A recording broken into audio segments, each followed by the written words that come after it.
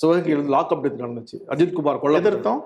ஆனா நாங்க நீங்க வந்து முதல் அறிக்கை கொடுத்தோம். இல்ல, ஆனா நீங்க வந்து மனுநீதி சோழன் மாதிரி நடந்துக்கிறாரு முதலமைச்சர், இல்லைங்க. புகழ்ந்து பேசிருக்கீங்க. இல்ல நீங்க ஒண்ணு தெரிஞ்சுக்கணும்.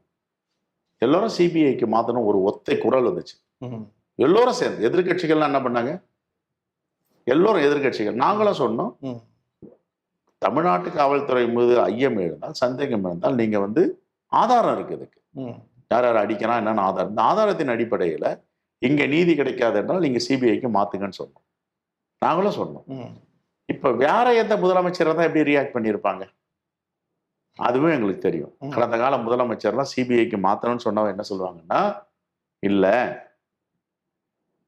சிபிஐ வானத்திலிருந்து குதிச்சவங்க இல்ல, எங்களுடைய காவல்துறை அதிகாரிகளோட உயர்ந்தவர்கள் இல்ல, அவங்க என்ன படிச்சிருக்காங்களோ அந்த படிப்பை எங்க காவல்துறை படிச்சிருக்கு, அவங்க என்ன பயிற்சி முடிச்சிருக்காங்களோ உள்நாடு வெளிநாடுகள் எல்லா பயிற்சியும் எங்க காவல்துறை பண்ணியிருக்கு, இவங்களே விசாரிக்கிட்டோம், நீங்க அண்டர் எஸ்டிமேட் பண்ணாதீங்க காவல்துறைன்னு சொன்ன முதலமைச்சர்கள் உண்டு. ஆனா இவர் தன்னுடைய கட்டுப்பாட்டில் உள்துறையை வச்சிருக்காரு, காவல்துறைக்கு இவர் தான் போலீஸ் மந்திரி. இருந்த போதிலும் ரொம்ப பெருந்தன்மையா, சரி சட்டம் தன் கடமையை செய்யட்டும், நீதி வெல்லட்டும், நீதியின் முன் எல்லோரும் சமம் பண்ணிட்டு சிபிஐக்கு மாத்துறதுக்கு உத்தரவிடுறாரு. அங்கதான் சொன்னேன் நான்.